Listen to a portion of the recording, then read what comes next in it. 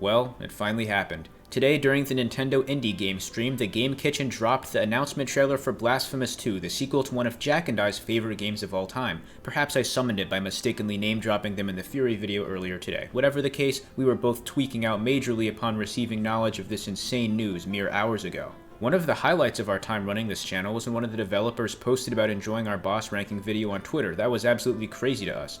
While watching the trailer, we realized it could be cool to put together a little video detailing our observations and some predictions for the game, and so here we are. For anyone anticipating this game, you've come to the right place. We're going to go through each of the little clips they showed off one by one and use our incredible powers of deduction to form a rough idea of what the game will be like. Let's get into it. Blasphemous 2's trailer begins with an animated cutscene like those from the Wounds of Eventide DLC, in which the Penitent One reawakens from what appeared to be his final rest at the end of Blasphemous' canon ending. His coffin is showed being held in place by Dio Gracias' stone corpse in what could be the Mountain of Ashes in the deambulatory of His Holiness, but we can't confirm or deny this for certain. This is likely the beginning of the game, and I imagine like the original, you start with nothing and grow in strength as you progress. Alright, so this is the first little bit of gameplay we get to see here, so there are a couple things we can notice right off the bat, specifically with the Penitent One. For starters, he's actually there. I wasn't sure if they'd bring him back for the sequel or make it some other guy. I'm personally glad he's back. I'm a Conehead loyalist. There are a couple updates to his design. He now appears to have some kind of a cloak-like thing, and he has new weapons. There are a total of 3 of them we'll come to see in the trailer, and we'll cross that bridge when we come to it. But for now, in this clip, he's using the kind of dual rapier, twin swords thing going on right there. So anyways, this area that he's in is this kind of coastal seaside. Looks like the ramparts of a castle, maybe. There's a large, perhaps a church of some sort in the background, because every building's always a church in this game. There's nothing like this in the first game, so I think it's safe to assume that this is not in Custodia. I think the email they sent out to the mailing list implies this is a new, like, area, land, whatever, so different mythos, different origins. Probably not related to Escribar, who, you know, we assume he's dead. Maybe he has some lingering influence. Jack was theorizing about that, but I kind of doubt it. So, new enemies, obviously, just, you know, kind of comes with the territory. There is a returning move, the slide attack, that was enormously powerful in the first game. Is, you know, it's back in style, as always, so that's nice. They added some RPG damage number type things, like little numbers that pop up when you hit people. It could be useful for forming combos. I kind of hope it's you can toggle it on and off, because I never really like when that's a thing in games personally. But it's not like, and if that's a feature that you can't turn off, not the end of the world. I would have rather it not be there, but it's whatever. So that's about all for this scene of note. The initial gameplay reveal is followed by a short snippet in a church-like setting similar to the Mother of Mothers or Mercy Dreams. An enemy wielding a candelabra like acolytes from the original is shown lunging at the Penitent One, who has some type of thick, short sword. Some type of thick but short device that looks similar in shape to the Exile Greatsword from Dark Souls 3. Alright, next up we have this scene that looks to take place inside of an abandoned palace of some sort, or like a ballroom. It's kind of hard to tell what it is. We noticed a lot of cobwebs. It's clearly, you know, old, derelict. There's a lot of what look like either statues or mummies in here. There's also some fat woman-looking enemies and chandeliers that drop down when you pass under them, which is probably a way to, you know, kind of get you to use the mid-air dash that they have added to the game. So that's new. That was not in the last one. You can now dash in mid-air. I think this is a good move. It worked in Hollow Knight. It works in basically any game it's in. It's a good addition, so that's a neat little thing they've done here. The following scene is set in a dark blue forest. There's some sort of blue flaming skull altar that may have some importance, and the parry seems to have been revamped with a mirror or shield, although based on the lack of precision timing shown, this may just be the base block. The enemy in the scene is also similar in appearance to the Penitent One, a trend throughout the rest of the trailer, as you'll see. Alright, here we have a clip of a new mechanic that looks like it'll be used in puzzles and platforming of some sort, which is these destructible chains. We can't see exactly what it does in the trailer, but we noticed here that the chain does go a little bit into the platform, so it looks like it's implied that it kind of runs all the way down and probably opens a door or something down there. You can destroy them by dashing through them, so it looks like the dash damages things that you pass through, so that's also of note here. Otherwise, not much to glean from this. It's just a little way to introduce the mechanic. There's nothing of significant importance here, just that the area is clearly high up in Custodia. Lots of area variation in the trailer, and lots of new areas as well. It's expected in a sequel, but great to see that the new areas are so vast in numbers, even in the very minimal amount of gameplay shown. Okay, so this is a slightly more interesting scene. This looks to be in the same area as the last scene I went over, the chain one, because it has the same puzzles, same background of sorts, color scheme, etc. Here it looks like the Children of Moonlight, which were the little cherub guys you freed from the cages in the last game. they seem to be holding grab holds. You can see that you can like grab onto those and use them to propel yourself upwards. So it looks like they'll play a bigger role instead of just as collectibles. They'll show up later in the trailer, so I'll get back to this later, but they have an increased role is what we can glean from this.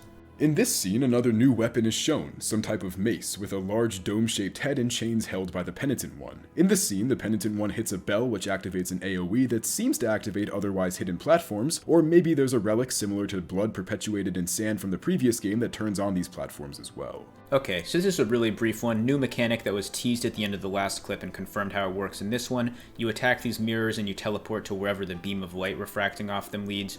Just a platforming thing, I'm sure, nothing too crazy. The area shown appears extremely similar in color gradient and skyline to the Archcathedral rooftops, and features some type of winged enemy that just sits and takes damage, I guess. The scene begins with the Penitent One slashing his twin rapiers in a circular motion, causing a blood-red pattern to form around him, and from there, every swipe with his weapons leaves a red trail. Maybe this is a new ability, sort of like Pine Resins from the Souls games. If it's a buff or elemental boost is to be determined, but this is definitely something new and important to note. Alright, I would be willing to wager that this is a boss and not an enemy or a mini-boss or anything like that for a couple reasons. For starters, if you look in the background, there's a statue perfectly centered aligned with the Penitent One there, so it looks like it's a designed arena and it's not just a random passing through sort of thing. He also has a very unusual design. He looks almost like a robot or something. He has a very polished weapon, a wheel, that seems to operate in a similar manner to Quirce from the last game when he throws his sword and he leaves it then collects it later. His wheel does not return to him when he throws it, so he probably will run and dash and grab it, and that'll be part of an attack chain, so just a little foresight into his future moveset right there. The giant skeleton, who may or may not be a cousin or blood relative to His Holiness Melquiades the Exhumed Shitbag, is likely the second boss shown off in the trailer as indicated by the detailed and unique ash mound background. The scene begins with a tiny red targeting dot spawning on the boss's head, of which could be a prayer attack, and is shortly followed by a parryable slam from the boss. As he lunges over, some sort of broken glass coffin or sarcophagus with a body inside is revealed to be attached to his back, and maybe this boss is stationary or partially mobile like Prince Lothric, or even controlled by this corpse in some way. Here we have what looks to be maybe another boss fight. I'm not quite as sure as I was with the last one. It's interesting in terms of the setting though. It looks like it's in a house, almost like you'd see in, the hub in the last game, but obviously there were no enemies there, so maybe there's like some kind of evil town. I'll get back to this later because there's an area that I theorize might be the exterior to where this is, but this thing is wielding shodels, kind of like the guy from, if you've played Bloodborne, the Thumerian descendant, that wretched boss. He has these little hook swords, and that's kind of what this guy's got here. Another thing of note is that this guy is parrying, the guy playing the game in this demo here, he's parrying by just holding the button. It does not look like he's inputting multiple parries. He's simply, I think, holding, assuming it's still R1, for example, on PlayStation, and it's still blocking. It doesn't look like it's granting any kind of offensive advantage. Like, I don't think you can counter with this, most likely, but it does seem to be a new way to handle combo chains rather than having to repeatedly input it. So that's something to note. It might be unique to weapons, but I don't think it is, because we see this a couple times in the trailer with, I think, the mace. It does this and other stuff. In this segment, the ground slam is revealed to be back, but changed, with new variations on the attack, perhaps selectable from an upgrade menu. This variant initiates a shockwave when the Penitent One makes contact with the ground, and some type of slash hits the flagellant, presumably because it was in the range of the shockwave. This makes what was once an impractical attack appear somewhat useful, especially in tight corridors when surrounded on either side. This is an interesting looking area. This is the one, for the record, that I theorized the last area I covered might be connected to. Kind of like this residential area. It does not look very traditionally Spanish. It looks almost like London-y. I'm thinking of like Yarnum from Bloodborne. Might just be the color scheme though, so I don't know. But you're in here. You can probably go inside a couple of these buildings. I don't think anything's shown on screen here you can enter, but so this looks like a boss fight to me right here for similar reasons. One, this screenshot in particular, I think in the email they sent out, if you're part of the mailing group for this game, they specify, like, there's like some text, take on challenging boss fights or something like that, and it's a picture of these guys. So that leads me to believe this is a boss fight and not enemies. I'm not totally sure about that though, so don't quote me on that, because for one, there's two of them, so unless it's a gank, they do have the weapon that looks like what the Tres Angustias have in the last game, so maybe there's multiple of them, but they don't look tanky, because I noticed if you hit them, they shut, like the coffins slam shut. It might just be an animation for taking damage, but the clip cuts off before you can see what happens after that, so there might be them dying, and they might just be enemies who die in one, heavy mace hit. We don't know. We'll see when we play the game, I suppose. Another snippet and another ground slam and another variant of the ground slam to top. This one begins much higher up than the previous slam and has a seemingly broader and more powerful AoE, either a new variant or just more powerful as a result of velocity and height. Seems to be in the same area as the winged mini-boss from Scene 11 as well. This extremely brief clip is of what appears to be an NPC rather than an enemy. He's got this veil over his face, it looks a bit melty holding these columns. I personally do not think he's going to be a vendor or an upgrade person based on the way he looks. You can sort of tell if someone's like a questy character versus a upgradey one. He looks questy to me. So I think you'll probably revisit him over the course of the game and like bring him things or hear dialogue from him, something of the sort. From this point, the rest of the mini cutscenes are likely lore related, and as such, there won't be a ton for us to base speculation on, but I'm sure as we get closer to launch, it will all begin to make more sense. In this shot, a clearly powerful and likely important holy figure with 7 heads and a golden body case is shown. Only the top head seems to be moving, and this figure is also in a gigantic chamber full of other, likely dead heads and golden structures, lore explanation pending. Here we have another NPC who looks kind of like a female Jesus almost, based on the outfit and long brown hair. She's flanked by Moonlight children who are kind of just holding on to her. She might be the mother of them, is a good guess, I think, because they seem to be drawn to her in some form. There's an abundance of chalices here. They might be some sort of Holy Grail analog. I could see this maybe being like a health upgrade character or something. Like you bring, you know, like some kind of juice, some kind of fluid. Knowing this game, it's probably like, you know, blood of Balthazar and Abimelech or something, you know. And you like put it in the cup, chug it, you know, more health for you. That's, you know, that's my 2 cents. We don't really know, though. It could be this is the person who, like, you bring the Moonlight Children to, so that's the other possibility. Although I kind of doubt the Moonlight Children will be a collectible again. I think they'll just stay free and probably serve the purpose of, as we saw in the last clip, like, platforming helpers and stuff like that. New game, new merchant. This just looks really neat and fits with this game's bodily disfigurement art style. I'm all for it. Here is an especially puzzling NPC. This one is these 2 figures who appear to have a bunch of limbs, like mostly arms, I think. They're very much emaciated, they're clinging on to each other. They don't look capable of speech. I have a hard time imagining those raspy lips croaking out like, "Hello, penitent one," or something, but it's possible. I've seen people in worse shape talk. I've seen trees talking here.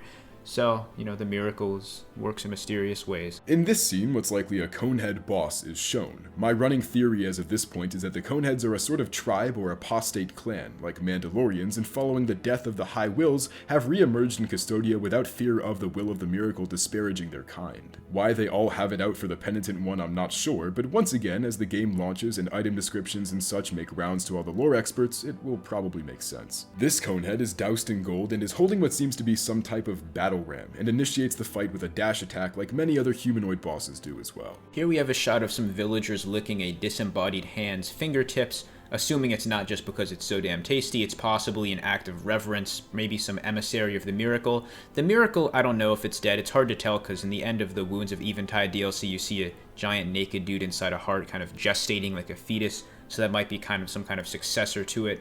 It still seems to be revered. They're very much into it. They don't seem to be bothered by it. So same probably. The rules of morality of this game are very interesting. People love atoning for their guilt, which seems to be bottomless. They love their atoning. So that's probably the purpose this is. I'll come back to this in a bit later because there seems to be a kind of a motif of disembodied hands that we'll run into in the next segment I cover, actually. So stay tuned for that. In this shot, some type of large giant similar in size to Dio Gracias is shown sharpening his blade with a grindstone attached to his back. The backdrop is made of chandeliers lined with swords, and this area altogether seems to be exclusively shown in this shot. I can't exactly tell if this is an NPC or enemy, but the penitent one having his swords active leads me to believe the latter. Okay, so this is what I was going to get back to, is we see this woman here holding a scroll. She looks kind of like those old United States Manifest Destiny propaganda things they'd show you back in high school history. She's on a disembodied hand I mentioned, which is interesting because that seems to be a running theme where people who serve the miracle might be transported or otherwise heralded by these hands. And it looks like the penitent one, his blade is not drawn, he's just kind of holding it by his side. So this looks like she might be a friendly NPC. She's holding a similar scroll to the things that Demogracius would have in the last game, so maybe she's like a recurring character who tells you tasks or like, you know, where you ought to go, kind of like what he did. So she does not seem malevolent. And it does interestingly imply that if she's serving the miracle and is on good terms with you, so to speak, maybe it's not the miracle but some other force that you're allied with, or maybe you're just kind of doing your duty. it doesn't seem like it's hostile to you in any way, which is interesting. This is another larger enemy, which I believe is either a mini-boss or a large-scale enemy, like something similar to the Guarda Infantes from the early game in Blasphemous 1. Nonetheless, the unique finishing animation leads me to one of two conclusions. Either this is just a mini-boss with a finisher, or certain enemies have specific attack options depending on where you are relative to them, like smashing a giant wooden board to the ground by grabbing it in midair. Obviously. This entire thing takes place in a cave. Maybe there's some relation to where olive trees wither, Yondo, or the Graveyard of the Peaks. Up for further investigation. So this is the second to last gameplay shot of the trailer, and it's an interesting one to me because it shows a man with a bunch of holes in him, corresponding in spots where a crucifixion victim would have them, like his hands, and they're oozing gold or wax or something. I would bet gold, since that's kind of like a holy metal, so to speak. But what's interesting about this is he might look like a crucifixion victim, but I have another possible answer, is this might be an example of stigmata. For those of you who aren't familiar with, weird esoteric Catholic mystic shit, it's basically the idea that someone who is extremely pious or holy will start manifesting the wounds that Jesus Christ suffered on the cross on themselves. So holes in the hands, wounds around the head where the crown of thorn was, stuff like that. I don't think that it'll be directly I don't think Jesus is going to show up in the lore because that'd be kind of bizarre. The miracle, while it has aesthetic similarities to Christianity, I don't think it's really necessarily meant as an analog beyond the Inquisition, inspiration, I suppose, but not in terms of, doctrine, that is. Anyways, so this guy might be a former saint of some sort, or someone who is, I guess, in a sense, the miracle took favor on him by doing this, because you know how that's how it works in Blasphemous. If the miracle likes you, bam, you have your limbs swapped and you're fucking pissing hot oil or something. But so that's what I think this guy is. I think he's probably a holy figure, and this is he's like, oh boy, ooh, look at me, I get to ooze gold and have wounds all day. Wow, I'm happy. My guilt, right? That's my guess. So we'll see how he turns out in the final game and what he's up to. The trailer's final shot shows the Penitent One looking to the sky and seemingly evaporating, or turning into an apparition in front of some sort of fountain. The following blacked out animation after seems to be related to / part of the same sequence of events, and overall this just seems like something majorly important, although once again this was just the first trailer, so what the hell do we really know? My running theory is that either this is a major story moment that marks the end of a segment of the game, or is the fast travel animation. Guess we'll find out. Take all of that with a grain of salt, or really like a fucking liter of salt. I'm terrible at predictions. Alright, and finally we have this very easy to analyze final shot of the trailer here. It's not much to be mistaken about, no bones about it. It's releasing for virtually everything, so nobody's left out of the fun here. Coming late summer 23, I guess a cynical estimate might be September, I guess, early September, mid-September, something like that.